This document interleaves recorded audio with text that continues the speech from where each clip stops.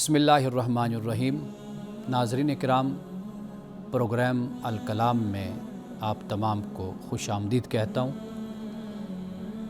آج کا پروگرام رسول اللہ صلی اللہ علیہ وسلم کی سیرت اور آپ کے اسوہ کے ایک پہلو پر مشتمل ہے۔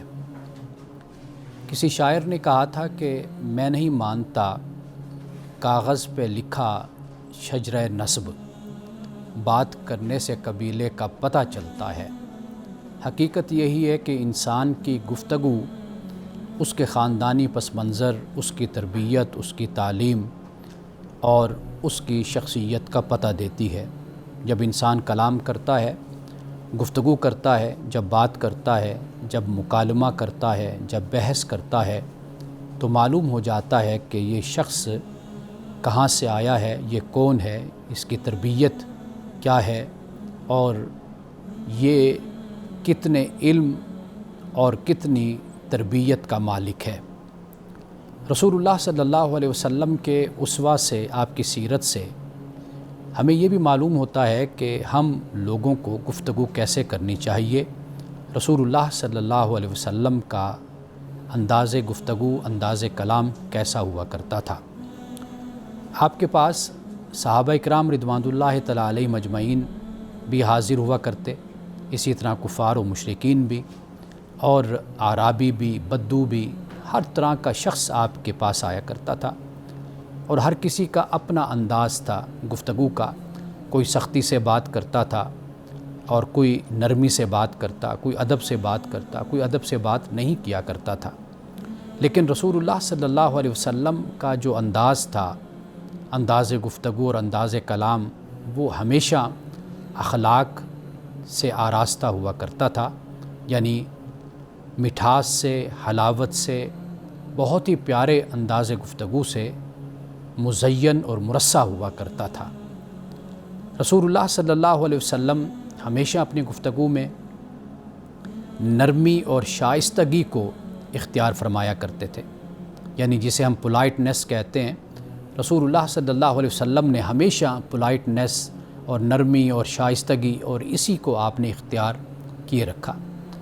قرآن مجید بھی اس بات کی گواہی دیتا ہے کہ فَبِمَا رَحْمَةٍ مِّنَ اللَّهِ لِنْتَ لَهُمْ وَلَوْ كُنْتَ فَظًّا غَلِيظَ الْقَلْبِ لَانفَضُّوا مِنْ حَوْلِكَ، کہ یہ اللہ کی رحمت ہے کہ اے نبی صلی اللہ علیہ وسلم کہ آپ ان کے لیے نرم ہیں۔ اگر آپ سخت مزاج ہوتے، تند خو ہوتے، یعنی آپ کی گفتگو میں، کلام میں، انداز گفتگو میں سختی ہوتی، سخت دل ہوتے، تو پھر کیا ہوتا؟ یہ لَانفَضُّوا مِنْ حَوْلِكَ، یہ آپ کے آس پاس سے چھٹک آپ کو چھوڑ کر چلے جاتے۔ قرآن مجید اسی بات کی گواہی دے رہا ہے کہ اللہ کا رسول جب لوگوں سے محبت اور پیار سے گفتگو کرتا ہے تو لوگ آپ کے دیوانے ہیں۔ صحابہ آپ کے پاس آنا اور آپ کے مجلس میں بیٹھنا، اس میں خوشی محسوس کرتے ہیں۔ تو آپ اس بات پہ توجہ کیجئے کہ یہ اللہ تعالیٰ کی رحمت ہے کہ انسان نرم خو ہو، نرم دل ہو، اور اس کا انداز گفتگو پیار اور محبت والا ہو۔ رسول اللہ صلی اللہ علیہ وسلم جب گفتگو فرمایا کرتے تھے تو واضح گفتگو فرماتے اور مختصر گفتگو فرمایا کرتے تھے، یعنی صحابہ اس بات کو بیان کرتے ہیں کہ آپ ہر بات فصیح اور اتنی واضح فرماتے کہ سننے والا آپ کی بات کو یاد کر لیا کرتا تھا، یعنی اس کو یاد ہو جاتی تھی۔ اتنی فصیح بات ہوتی، اتنی صاف بات ہوتی اور اتنی واضح بات ہوا کرتی تھی۔ ناظرین کرام، جب انسان بات واضح کرتا ہے اور بات مختصر کرتا ہے اور بات بالکل کھول کر دیتا ہے تو اس سے مس انڈرسٹینڈنگ کے چانسز کم ہو جاتے ہیں، بلکہ ختم ہو جاتے ہیں۔ یعنی جو آپ کا مخاطب ہے وہ آپ کی بات کو بہت اچھے طریقے سے سمجھ لیتا ہے اور اس میں کسی طرح بھی گنجائش نہیں رہتی کہ وہ آپ کی بات کا کوئی اور مطلب نکال سکے۔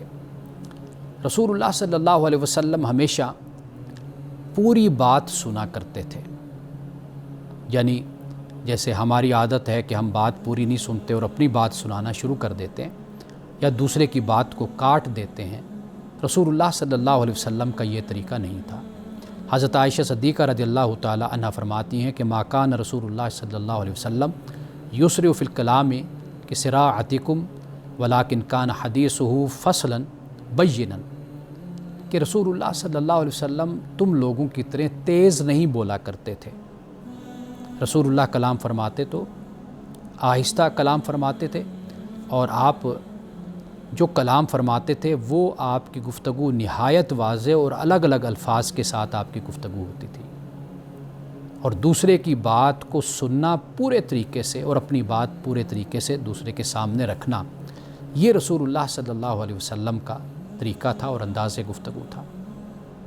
اسی طرح آپ سچائی کے ساتھ اور امانت داری کے ساتھ آپ گفتگو فرمایا کرتے تھے، اور اپنے صحابہ کو آپ نے اسی بات کی تلقین فرمائی۔ آپ نے فرمایا کہ علیکم بالصدق فإن الصدق یہدی الی اللہ، کہ تم لوگ صدق کے ساتھ جڑے رہو، اور یہ صدق ہے جو تمہیں اللہ کی طرف اور تمہیں جنت کی طرف اور نیکی کی طرف تمہیں لے کر جاتے، یہدی الی البر، نیکی کی طرف لے کر یہ سچائی جاتی ہے۔ قرآن مجید کہتے ہیں قولوا قولا سدیدا، کہ جب تم بولو تو سیدھی بات بولا کرو، اور یہ بھی فرمایا کہ سچ بولا کرو۔ تو لہٰذا رسول اللہ صلی اللہ علیہ وسلم نے اپنی زندگی میں ہمیشہ جو بات کہی بالکل واضح طور پر بات کہی، پوری بات کہی، اور آپ نے سچ ہمیشہ فرمایا، اور جو بات آپ کے پاس ہوتی وہ بطور امانت کے آپ اسی طرح من و عن اس کو بیان فرماتے، اور اپنے صحابہ کو بھی آپ نے اسی بات کی تلقین فرمائی۔ فضول اور بے فائدہ گفتگو یہ آپ کی شخصیت سے اتنا دور یہ رویہ تھا کہ جتنا ہم کہہ سکتے ہیں کہ جیسے سورج اور زمین کا جتنا فرق ہے، اس سے بھی زیادہ۔ یعنی رسول اللہ صلی اللہ علیہ وسلم کی زبان مبارک سے کبھی فضول بات نہ نکلی، اور کبھی بے فائدہ گفتگو آپ نے نہیں فرمائی، ہمیشہ آپ نے بلکہ مسلمانوں کو، صحابہ کو بھی اسی بات کی تلقین فرمائی۔ حدیث پاک ہے من حسن اسلام المرء ترک ما لا یعنی ہے، کہ اسلام کی خوبصورتیوں میں سے ایک خوبصورتی یہ ہے کہ جو ایمان لاتا ہے تو وہ لا یعنی فضول بے فائدہ باتوں سے پرہیز کرتا ہے، چھوڑ دیتا ہے۔ تو یہ اسلام کا حسن ہے، ایک مومن کا حسن ہے، کہ وہ جب مسلمان ہوتا ہے یا مومن بنتا ہے تو پھر اس کی گفتگو سے معلوم ہو جاتا ہے کہ یہ مومن، یہ مسلمان ہے۔ کیوں؟ اس لیے کہ وہ فضول اور بے فائدہ گفتگو نہیں کرتا۔ رسول اللہ صلی اللہ علیہ وسلم کے بارے میں حضرت علی رضی اللہ تعالی عنہ نے بھی اسی بات کو بیان فرمایا۔ جب آپ کلام فرماتے تو ہر کسی کی عزت کا خیال رکھنا، یعنی آپ کے پاس کوئی بوڑھی خاتون آئی، کوئی بڑی عمر کا شخص آیا، آپ کے پاس کوئی بچہ آیا، کوئی نوجوان آیا، آپ نے ہمیشہ دوسرے کی عزت نفس کا آپ نے خیال رکھا۔ آپ اندازہ کیجئے کہ جب رسول اللہ صلی اللہ علیہ وسلم کو کسی کے بارے میں معلوم بھی ہوتا تھا تو آپ کبھی اس کا نام لے کر اس برائی کا ذکر نہیں کرتے تھے، اور نہ اس کو سر عام دوسروں کے سامنے آپ شرمندہ کرتے تھے، بلکہ آپ فرماتے کہ لوگوں کو کیا ہو گیا ہے کہ لوگ ایسا کرتے ہیں۔ یعنی جس شخص میں وہ برائی ہوتی، وہ خامی ہوتی، وہ غلطی ہوتی، وہ خود سمجھ جاتا تھا کہ میرے اندر یہ خامی ہے، یہ غلطی، اس کو دور کرتا۔ لیکن کبھی ایسا نہیں ہوا کہ رسول اللہ صلی اللہ علیہ وسلم نے اس کا نام لے کر کہا ہو کہ بھئی یہ فلاں شخص، یہ فلاں نام کا شخص اس طرح غلط کام کرتا ہے یا برے کام کرتا ہے۔ ناظرین کرام، اصل جو مقصد ہوتا ہے وہ یہ ہوتا ہے کہ دوسرے سے برائی چھڑوا لی جائے۔ اس کا مقصد یہ نہیں ہوتا کہ دوسرے کو شرمندہ کرنا ہے یا دوسرے کو دوسروں کی نظر میں گرانا ہے، یہ مقصد نہیں ہوتا۔ مقصد یہ ہوتا ہے کہ دوسرا گناہ سے باز آ جائے، برے کاموں سے رک جائے۔ رسول اللہ صلی اللہ علیہ وسلم نے ہمیشہ اسی مقصد کو ہی اپنے پیش نظر رکھا، اور اس کے مطابق آپ نے صحابہ کو نصیحت فرمائی۔ حدیث میں آتا ہے کہ رسول اللہ صلی اللہ علیہ وسلم کسی سے گفتگو کرتے تو پورا جسم اور چہرہ اس کی طرف کر لیا کرتے تھے، کبھی آدھا رخ نہیں کرتے تھے، کیونکہ یہ آدھا رخ کرنا، یہ اس میں دو باتیں ظاہر ہوتی ہیں۔ ایک تو آپ جو مخاطب ہے آپ اس کو اہمیت نہیں دے رہے، آپ کے نزدیک اس کی ویلیو نہیں ہے۔ دوسرا یہ کہ یہ تکبر کا بھی اظہار ہوتا ہے۔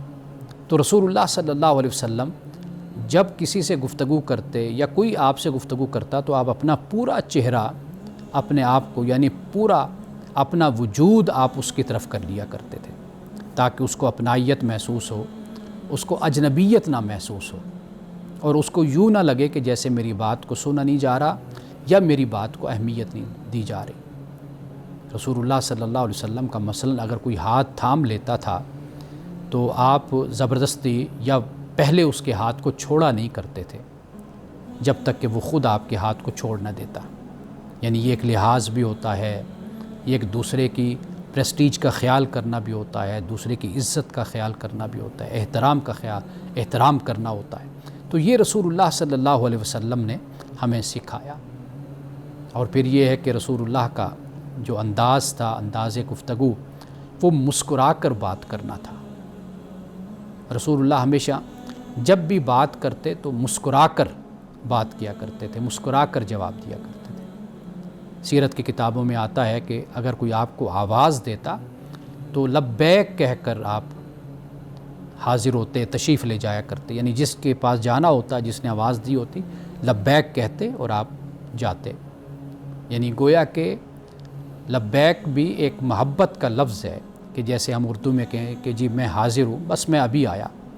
تو یہ جو ایک بے تکلفی کا انداز ہوتا ہے اور دوسرے کے لیے احترام کا انداز ہوتا ہے، تو رسول اللہ اس انداز سے گفتگو فرماتے اور مسکرا کر آپ دوسرے سے بات کرتے۔ اور یہاں پہ حضرت جریر رضی اللہ تعالیٰ عنہ یہ بات بیان کرتے ہیں، آپ فرماتے ہیں کہ رسول اللہ صلی اللہ علیہ وسلم نے کبھی مجھے اپنے پاس آنے سے نہیں روکا۔ ایک بات یہ فرمائی، اور یعنی جب میں مسلمان ہوا تو مسلمان ہونے کے بعد رسول اللہ نے کبھی مجھے اپنے پاس آنے سے نہیں روکا۔ یعنی جب جی چاہا میں رسول اللہ کی صحبت میں بیٹھوں، مجلس میں بیٹھوں، آپ کی زیارت کروں تو رسول اللہ نے مجھے منع نہیں فرمایا۔ اور پھر ساتھ یہ بھی بیان کرتے ہیں حضرت جریر کہ ہمیشہ مجھ سے رسول اللہ نے مسکرا کر بات کی، جب بھی بات کی تو مسکرا کر بات کی۔ ہمارے ہاں یہ ایک عادت ہے کہ ہم دوسرے سے بات کرتے ہیں تو ایک اکتاہٹ کا انداز ہوتا ہے، بیزاری کا انداز ہوتا ہے، تو لیکن رسول اللہ کی یہ سنت، یہ سیرت، یہ طریقہ ہے کہ جب ہم دوسرے سے ہم کلام ہوں تو ہمارے چہرے پر مسکراہٹ ہونی چاہیے اور اسمائل ہونی چاہیے۔ رسول اللہ کا چہرہ تو ویسے بھی یعنی متبسم چہرہ تھا، مسکراتا ہوا چہرہ تھا، اور مسکراتے چہرے کے ساتھ ہی ہمیشہ صحابہ اس لیے کہتے ہیں کہ رسول اللہ صلی اللہ علیہ وسلم کا ہمارے ساتھ سلوک، گفتگو ایسی ہوا کرتی تھی کہ ہم یہ سمجھتے تھے کہ جتنی محبت رسول اللہ ہم سے کرتے ہیں، مجھ سے کرتے ہیں، کسی اور سے نہیں کرتے۔ ہر صحابی یہی خیال کرتا تھا۔ ناظرین کرام، یہیں سے ہم اپنی گفتگو کو وقفے کے بعد دوبارہ جوڑیں گے انشاءاللہ۔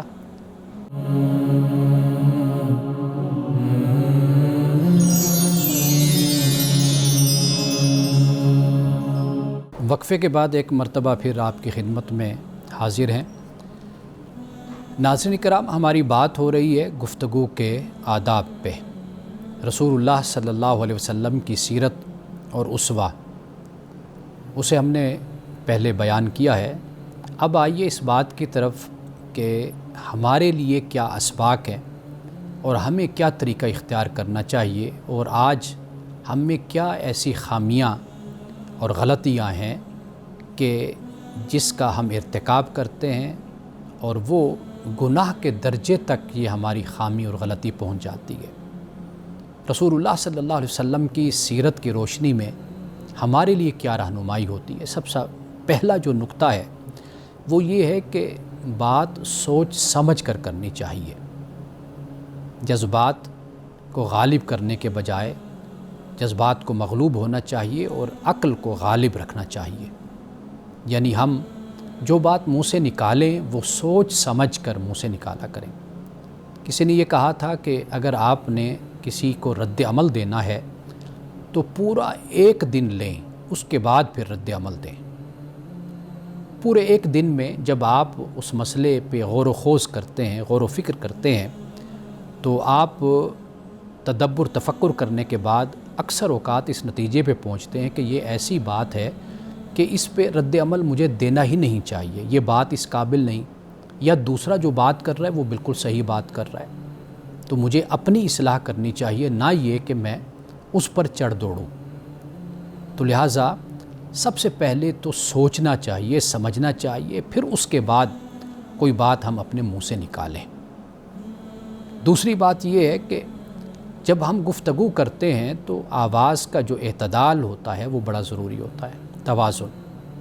یعنی ہمیں ہمیشہ اپنی آواز کو پست رکھ کر، آہستہ رکھ کر ایسی آواز نہیں رکھنی چاہیے جیسے قرآن پاک نے کہا کہ جو بدترین آواز ہے یا بری آواز، وہ آوازوں میں سے گدھے کی آواز سب سے بری آواز ہے۔ کیوں؟ اس لیے کہ اس کی آواز بہت اونچی ہوتی ہے۔ تو لہٰذا آواز کا جو طریقہ ہے، جو آپ کا لہجہ ہے، وہ ہمیشہ اعتدال اور توازن میں ہونا چاہیے کہ سننے والے کو وہ تکلیف نہ دے اور دوسرے کو اذیت نہ دے۔ تیسری بات یہ ہے کہ رسول اللہ صلی اللہ علیہ وسلم کا طریقہ، جیسے میں نے پہلے آپ کو بتایا کہ آپ دوسرے کی بات کو پورا سنا کرتے تھے، توجہ سے سنتے، پھر اس کا آپ جواب مرحمت فرماتے تھے۔ بیچ میں بات کو نہیں کاٹنا چاہیے، یہ ہمارا ایک عمومی رویہ ہے، اور اس سے جھگڑا بڑھتا ہے، کبھی جھگڑا حل نہیں ہوتا، کبھی مسئلہ حل نہیں ہوتا، کبھی اختلاف دور نہیں ہوتا۔ اس کی وجہ یہ ہے کہ ہم دوسرے کی بات کو پورا سنیں، اس کا موقف سنیں، وہ کیا کہنا چاہتا ہے۔ جب ہم وہ سن لیں گے تو زیادہ امید اسی بات کی جا سکتی ہے کہ جھگڑا خود بخود ختم ہو جائے گا، چونکہ بات کا کاٹنا در حقیقت بدگمانی پیدا کرتا ہے۔ آپ نے مثال کے طور پر ایک شخص کا ایک جملہ سن لیا، آپ نے اس کا اگلا جملہ نہیں سنا، اس سے کیا ہوگا؟ پہلے جملے کا مفہوم اور مطلب کچھ ہوگا، جب دوسرا جملہ اس کے ساتھ مل جائے گا تو بات بالکل واضح ہو جائے گی۔ تو لہٰذا بات کو کاٹنا نہیں چاہیے، دوسرے کی بات کو توجہ سے پورا مکمل طور پر اس سے پوچھ لینا چاہیے کہ آپ کی بات پوری ہو گئی، جو آپ کہنا چاہتے ہیں وہ آپ نے کہہ لیا، اس کے بعد پھر اپنی بات کو انسان شروع کرے۔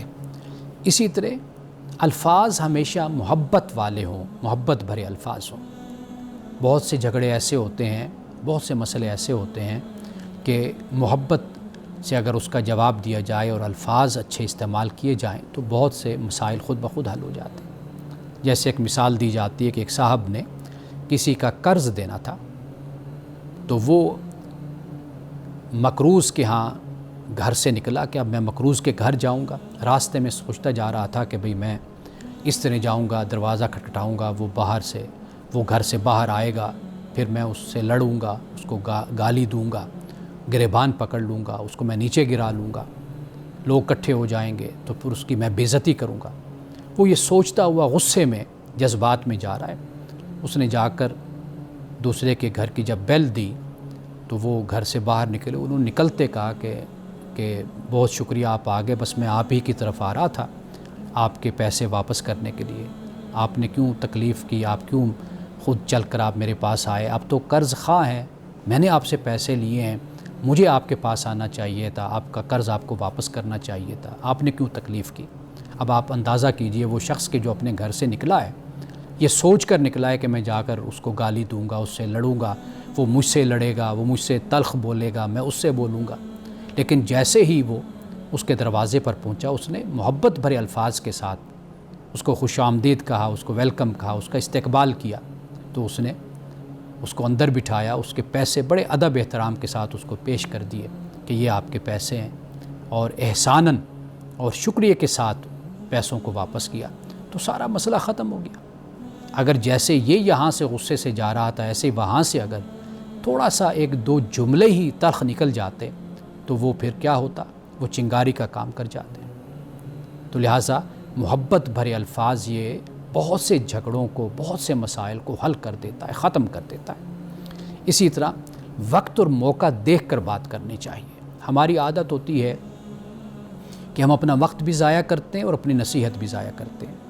خاص طور پر والدین جب اپنے بچوں کو نصیحت کرتے ہیں تو وہ یہ نہیں دیکھتے کہ بچوں کی توجہ ہے یا نہیں ہے، بچے سننا چاہتے ہیں یا نہیں سننا چاہتے، بچے کسی اور کام میں مصروف ہیں یا نہیں ہیں، ان کو جلدی ہے، بیٹھ سکتے ہیں یا نہیں بیٹھ سکتے، یہ نہیں دیکھتے۔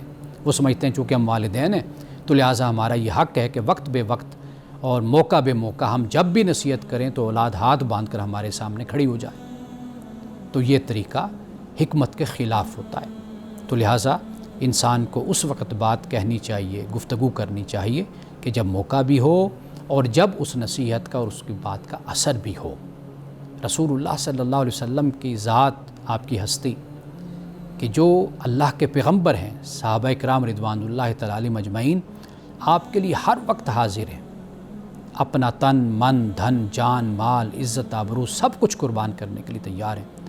رسول اللہ ان سے یہ فرماتے ہیں کہ میں تمہیں جب نصیحت کی طرف، سننے کی طرف آمادہ دیکھتا ہوں تو تب میں تم سے واعظ کرتا ہوں، گفتگو کرتا ہوں، تمہیں نصیحت کرتا ہوں۔ تو پھر ہماری کیا حیثیت رہ جاتی ہے؟ تو لہٰذا گفتگو ہم کریں، بات کریں، لیکن وقت دیکھ کر بات کریں، موقع دیکھ کر گفتگو کریں، ورنہ کیا ہوگا؟ ہم اپنا وقت بھی ضائع کریں گے اور اپنی نصیحت بھی ضائع کریں گے، اور جس شخص سے ہم بات کر رہے ہیں وہ بھی ہم سے پھر بھاگنے لگ جاتا ہے۔ وہ دیکھتا ہے کہ یہ آ گیا، اب اس نے نصیحت کرنا مجھے شروع کر دینی ہے۔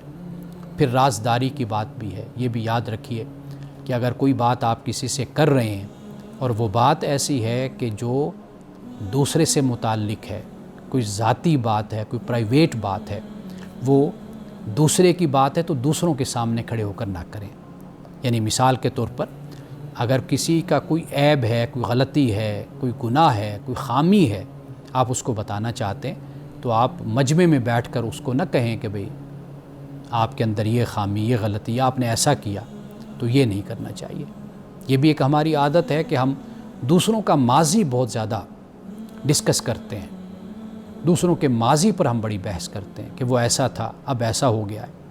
اگر کوئی نیک ہو جائے تو اس کے نیکی پر ہمیں یہ اعتراض ہوتا ہے کہ یہ پہلے تو ایسا نہیں تھا، اب بڑا حاجی بن گیا ہے۔ ہمیں اس پر بھی اعتراض ہوتا ہے اگر کسی کے پاس مال اور دولت آ گئی، ہم اس پر بھی اعتراض کرتے ہیں، اس پر بھی بدگوئی کرتے ہیں کہ یہ پہلے تو ایسا تھا، ہم سے مانگا کرتا تھا، پہلے تو اس کے پاس یہ سواری ہوتی تھی، اب یہ سواری ہو گئی، پہلے اس کے پاس چھوٹا گھر تھا، بڑا گھر ہو گیا۔ بھائی اللہ نے اس کو دیا، اس نے جس طرح بھی کمایا اللہ جانتا ہے، اور اللہ اس کے ساتھ، اپنے بندے کے ساتھ معاملہ کرنے والا۔ آپ کس فکر میں اپنے آپ کو گھلائے جا رہے ہیں؟ تو لہٰذا رازداری ضرور رکھنی چاہیے جب کسی کو اس کی پرائیویٹ زندگی کے بارے میں، ذاتی زندگی کے بارے میں، یا اس کی ذاتی شخصیت کے بارے میں کوئی گناہ، کوئی غلطی، کوئی خطا، کوئی جرم کی بات ہو تو اس کو علیحدگی میں سمجھایا جائے اور بتایا جائے۔ جب خاموش رہنا بہتر ہو تو پھر بات کرنے سے پرہیز کرنا چاہیے۔ یہ بہت اہم بات ہے۔ یعنی بہت سی جگہیں ایسی ہوتی ہیں کہ جہاں پر خاموشی اثر کرتی ہے۔ مثال کے طور پر کہ اگر آپ گھر میں ہیں، باپ ہیں یا ماں ہیں، آپ اپنی اولاد کی کسی عادت سے، ان کے کسی رویے سے آپ اگر غصے میں ہیں، پریشان ہیں، تنگ ہیں، آپ خاموشی اختیار کر جائیے، ورنہ آپ غصے میں کوئی اول فول بولیں گے، کوئی ایسی باتیں کر دیں گے جو خدا کو بھی پسند نہیں ہوں گی۔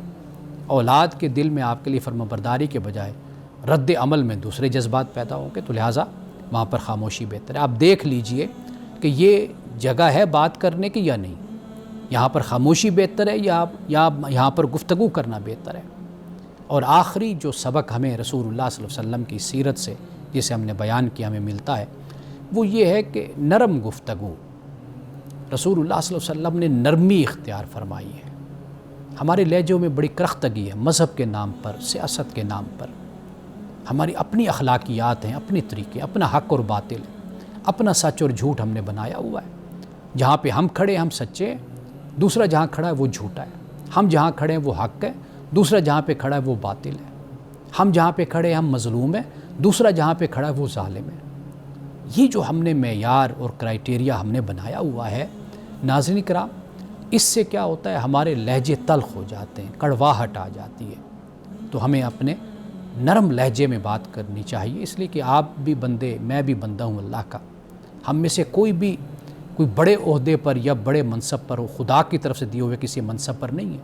ہم سب انسان ہیں، غلطیاں ہم سے ہوتی ہیں، خطائیں ہم سے ہوتی ہیں۔ تو لہٰذا ہم دوسرے کے ساتھ نرمی کا لہجہ اور پیار کا لہجہ، محبت کا لہجہ ہم اختیار کریں۔ یقین کیجئے کہ بڑے سے بڑا مسئلہ کہ آپ طاقت سے حل کرنا چاہیں، آپ ڈنڈے سے حل کرنا چاہیں، آپ سخت کلامی سے حل کرنا چاہیں، کبھی نہیں حل ہوگا۔ آپ صرف ایک میٹھا بول دیں، نرم لہجہ اختیار کر لیں، بڑے سے بڑا مسئلہ حل ہو جاتا ہے، آپ کا دشمن دوست بن جاتا ہے۔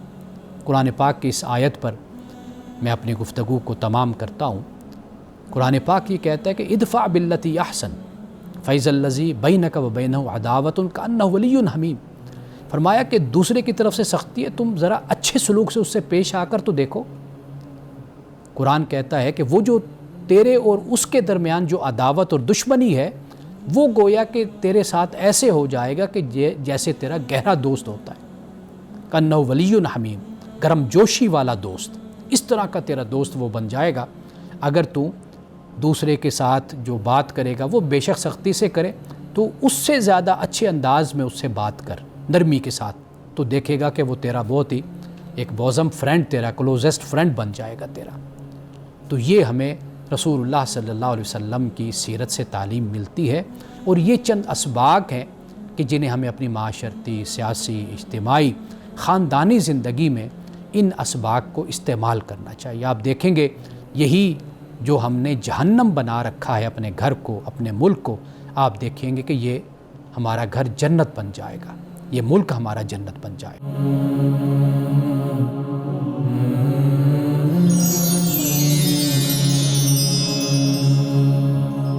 وقفے کے بعد ایک مرتبہ پھر آپ کی خدمت میں حاضر ہیں۔ ناظرین اکرام، چند سوالات ہیں جو آپ کی طرف سے بھیجے گئے ہیں۔ یہ سوال آپ کی خاندانی زندگی سے متعلق بھی ہیں، جو بھی مشکل یا کوئی مسئلہ گھر کے بارے میں ہے یا دین اور مذہب کے حوالے سے آپ کے جو سوالات ہیں ان کو ہم ایک ایک کر کے جوابات جو ان کے ہیں وہ میں آپ کی خدمت میں پیش کرتا ہوں۔ سب سے پہلا سوال یہ ہے کہ مصیبت میں اذان دینا، اس کی کیا شرعی حیثیت ہے؟ یعنی کوئی مصیبت اور کوئی آفت آ جاتی ہے تو کیا اذان دینا اس کی کوئی شرعی حیثیت یا کوئی ہمارے پاس اس کا ثبوت ہے؟ قرآن مجید میں تو اس کا کوئی حوالہ نہیں ہے، رسول اللہ صلی اللہ علیہ وسلم کی احادیث سے بھی ہمیں کوئی اس کا حوالہ نہیں ملتا کہ اگر کوئی آفت، کوئی مصیبت آئی ہو مدینے میں یا مکہ میں، یا جیسے کوئی طوفان آ جاتا ہے یا کوئی سیلاب آ جاتا ہے یا کوئی بیماری آ جاتی ہے، کوئی وبا آ جاتی ہے، تو رسول اللہ صلی اللہ علیہ وسلم نے یہ فرمایا ہو کہ بھئی آپ اذانیں دو، تو اس کا ہمیں کوئی ثبوت نہیں ملتا۔ ہاں، یہ ضرور ثبوت ملتا ہے کہ رسول اللہ صلی اللہ علیہ وسلم نے اپنے صحابہ کو استغفار کی تعلیم دی، توبہ کرنے کی تعلیم دی، یا مخصوص دعائیں ہیں کہ جو آپ نے فرمایا کہ صبح و شام پڑھو، جس میں اللہ تعالیٰ سے یہی ہے اس کی رحمت طلب کی جاتی ہے، جو تکلیف ہے، جو مصیبت ہے، جو مشکل آئی ہے، جو آزمائش ہے، اس کو ٹالنے کے لیے اللہ کی بارگاہ میں دعا ہے، اس کا ذکر تو ہمیں ملتا ہے۔ لیکن اس طرح مصیبت کے وقت اذان دینا یا اجتماعی طور پر اذانیں دینا، تو اس کا ثبوت ہمیں رسول اللہ صلی اللہ علیہ وسلم کی احادیث سے نہیں ملتا۔ اگرچہ بعض علماء نے، صرف علماء نے اپنی کتابوں میں اس کو لکھا ہے کہ یہ ایک مستحب عمل ہے، لیکن ہمارے پاس رسول اللہ کی احادیث، روایات، جو کتابیں ہیں ہمارے پاس احادیث کی، ان میں کوئی اس طرح کا حوالہ ہمیں نہیں ملتا۔ ہاں، یہ ضرور کرنا چاہیے کہ جب کوئی ایسا مسئلہ ہو، کوئی مشکل ہو، تو پھر اللہ تعالیٰ سے استغفار ضرور کرنا چاہیے۔ استغفر اللہ ربی من کل ذنب واتوب الیہ، کہ اللہ سے اپنے ہر گناہ کی، نافرمانی کی، معصیت کی مغفرت انسان طلب کرے اور اللہ کی طرف رجوع کرے، توبہ کرے۔ یہ اس کا ثبوت ہے، اور رسول اللہ صلی اللہ علیہ وسلم نے اس کی تلقین بھی فرمائی ہے۔ دوسرا سوال وہ یہ ہے کہ کیا مزاح جائز ہے؟ مزاح یعنی مذاق کرنا، یہ بالکل یہ جائز ہے، اور رسول اللہ صلی اللہ علیہ وسلم بھی مزاح فرماتے تھے، اور بلکہ جو آپ مزاح فرماتے تھے وہ اخلاقی حدود کے اندر ہوتا تھا، وہ سچ ہوتا تھا، جھوٹ نہیں ہوتا تھا۔ بہت سے مزاح آپ کہہ لیجئے کہ وہ ہمیں احادیث کی کتب میں ہمیں ملتے ہیں۔ یعنی مثال کے طور پر رسول اللہ صلی اللہ علیہ وسلم کے پاس جب ایک بچہ آ کر آپ سے صحابی اونٹ کا تقاضا کرتا ہے، تو آپ فرماتے ہیں کہ میں تمہیں اونٹ اونٹنی کا بچہ دوں گا. وہ کہتا ہے مجھے اونٹ دیں, تو آپ فرماتے ہیں اونٹنی کا بچہ دوں گا. وہ بار بار تقاضا کرتا ہے کہ مجھے اونٹ دیں, تو رسول اللہ فرماتے ہیں نہیں, اونٹنی کا بچہ. تو وہ عرض کرتا ہے یا رسول اللہ میں اونٹنی کے بچے کو کیا کروں گا؟ تو آپ پھر مسکرا کر فرماتے ہیں جو اونٹنی کا بچہ ہوتا ہے وہ بھی تو اونٹ ہی ہوتا ہے, یعنی جو اونٹ ہوگا تو واضح بات ہے وہ اونٹنی کا بچہ ہوگا. تو یہ انداز تھا رسول اللہ صلی اللہ علیہ وسلم کا مزاح کرنے کا. جیسے ایک بڑھیا خاتون رسول اللہ صلی اللہ علیہ وسلم کی خدمت میں حاضر ہوتی ہے, عرض کرتی ہے یا رسول اللہ صلی اللہ علیہ وسلم کیا بوڑھے لوگ بھی جنت میں جائیں گے؟ تو آپ فرماتے ہیں کہ نہیں, بوڑھے لوگ تو جنت میں نہیں جائیں گے. اب وہ بڑی پریشان ہوتی ہے کہ رسول اللہ یہ فرما رہے ہیں کہ بوڑھے لوگ جنت میں نہیں جائیں گے. ایک جیسے رونے کا انداز ہوتا ہے پریشانی کا, تو وہ جانے لگی. تو رسول اللہ صلی اللہ علیہ وسلم نے فرمایا, وہ خاتون حافظہ تھی, تو آپ نے پھر اسے فرمایا کہ اے خاتون کیا تو نے قرآن نہیں پڑھا؟ عروباً اترابا کے الفاظ آتے ہیں کہ جنت میں بوڑھے لوگ جوان ہو کر, یعنی عورتیں ہیں تو وہ جنتیوں کی ہم عمر ہوں گی, دوشیزائیں ہوں گی, نوجوان لڑکیوں کی طرح ہوں گی, وہ اس روپ میں جنت میں جائیں گی. تو اب آپ دیکھیے کہ کتنا خوبصورت آپ نے یہ مزاح فرمایا, کتنا خوبصورت آپ نے یہ مزاح فرمایا کہ بھئی بوڑھے لوگ جنت میں نہیں جائیں گے. تو واضح بات ہے بوڑھے لوگ تو جنت میں نہیں جائیں گے, لیکن وہ جب جنت میں ہوں گے, جائیں گے, تو اس وقت وہ جوان ہو جائیں گے.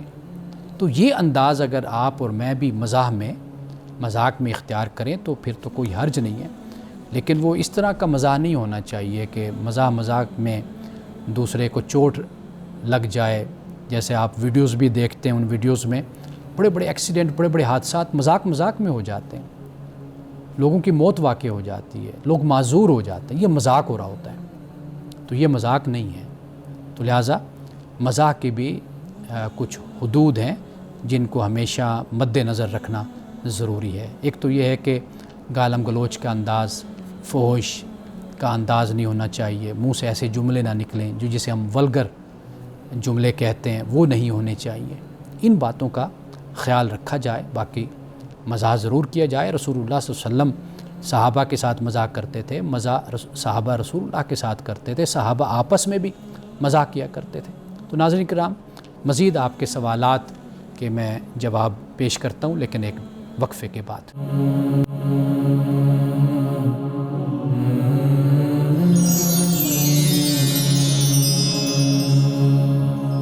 وقفہ کے بعد ایک مرتبہ پھر آپ کی خدمت میں حاضر ہیں. اب یہ ایک سوال ہے, بہت ہی اہم سوال ہے, یہ ہماری اجتماعی زندگی سے متعلق ہے, اور وہ یہ ہے کہ سوشل میڈیا پہ دوسروں کی عزت اور شہرت کو نقصان پہنچانا یہ کس درجے کا گناہ ہے؟ یقین کیجئے کہ یہ عام زندگی میں جو ہمارا رویہ ایک دوسرے کے متعلق ہوتا ہے اس سے کہیں بڑھ کر یہ گناہ ہے. اس کی وجہ کیا ہے وہ میں آپ کو بتا دیتا ہوں. ایک تو یہ ہے کہ یہ جو ہم بات کرتے ہیں دوسرے کے بارے میں, الزام کی صورت میں کریں یا اس کی شخصیت کے بارے میں کریں, یہ بات, اس کا پھیلاؤ بہت تیز ہوتا ہے, یعنی تیز تر اس کا پھیلاؤ ہوتا ہے.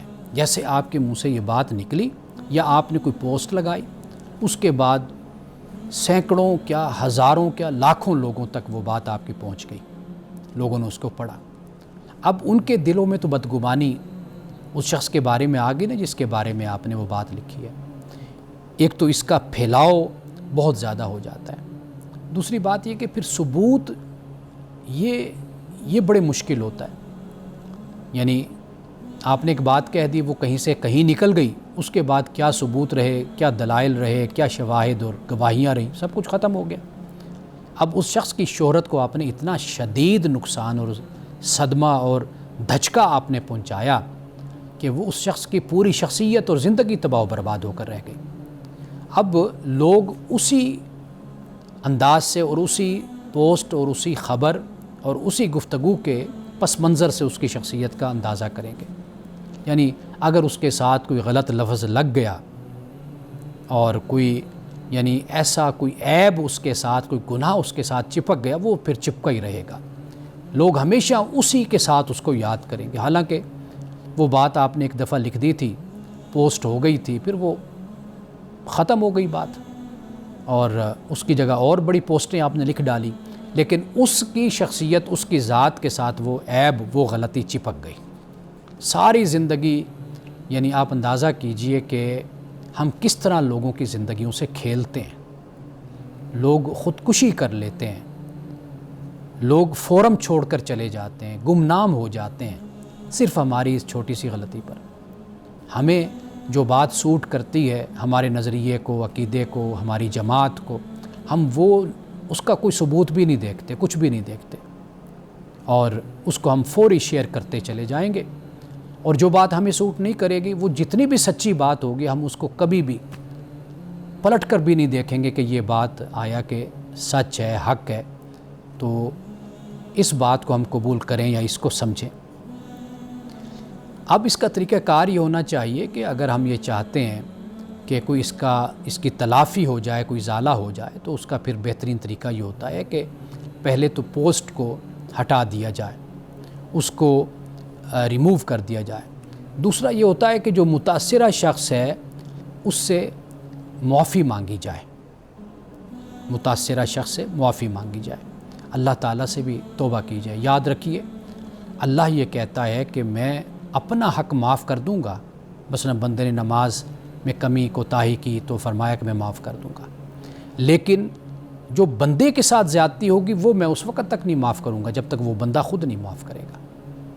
تو تھوڑا سا ہمیں سوچنا چاہیے، غور ضرور کرنا چاہیے کہ ہم کسی کی وجہ سے اپنی آخرت اور اپنی عاقبت ہم خراب کرتے ہیں، تو لہٰذا یہ بہت بڑا گناہ ہو جاتا ہے۔ عام زندگی میں گفتگو، کلام، باتیں اور الزام اور تہمت، اس کا اثر اتنا نہیں ہے جتنا اثر اس کا ہے، تو جتنا اس کا اثر ہے اسی حساب سے پھر اس کا گناہ بھی ہے۔ اب ایک سوال یہ ہے کہ شوہر اپنی بیوی کو دین سکھانے کا کتنا پابند ہے؟ واضح بات ہے کہ جب ایک مسلم فیملی ہے، میاں بیوی دونوں مسلمان ہیں، تو مسلمان ہونے کے ناطے کچھ بنیادی عقائد، بنیادی باتیں تو جاننا ضروری ہوتا ہے۔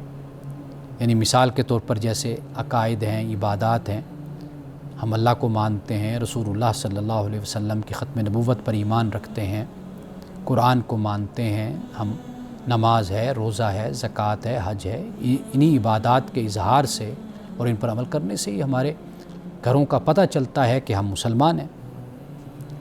اگر مثال کے طور پر خاوند اگر خود پڑھا لکھا نہیں ہے، نہیں جانتا، تو آج بہت سے ذرائع ہیں جن کے ذریعے سے وہ اپنی جہالت کا بھی علاج کر سکتا ہے اور اپنی بیوی کو بھی، گھر والی کو بھی اس طرف متوجہ کر سکتا ہے۔ تیسرا طریقہ یہ ہے کہ بعض اوقات گھر میں ایسا بھی ماحول ہوتا ہے کہ بھئی کہنے سمجھانے کے باوجود بھی اگر جو اپنا ساتھی ہے، پارٹنر ہے، لائف پارٹنر ہے، وہ نیکی کی طرف نہیں آتا یا فرائض کی طرف نہیں آتا، تو پھر وہاں پر کچھ سختی کا طریقہ نہیں ہونا چاہیے، یعنی ایسا طریقہ نہ اختیار کریں۔ بعض لوگ اس انتہا کو چلے جاتے ہیں کہ اپنے گھر کو برباد کر دیتے ہیں۔ اس کا طریقہ یہی ہوتا ہے کہ آپ حکمت کے ساتھ چلیں، رغبت سے چلیں، محبت سے چلیں، تو یہ سب سے بہتر طریقہ ہوتا ہے۔ یہ طریقہ نہیں اختیار کرنا چاہیے کہ ہم مار پیٹ شروع کر دیں، یا جیسے بیوی بہت زیادہ مذہبی ہے تو وہ خاوند سے علیحدگی اختیار کرنا چاہتی ہے، طلاق لینا چاہتی ہے، تو یہ شریعت اس بات کو پسند نہیں کرتی۔ طریقہ یہی ہوتا ہے کہ مل جل کر رہا جائے اور حکمت کے تحت ایک دوسرے کو سمجھایا جائے، بتایا جائے، نیکی کی طرف راغب کیا جائے، اپنا کریکٹر، اپنا کردار یہ پیش کیا جائے۔ ناظرین کرام، انہی الفاظ کے ساتھ مجھے اجازت دیجیے، انشاءاللہ آپ کے ساتھ ملاقات ہوگی اور ہم سورۃ البقرہ پہ گفتگو کریں گے۔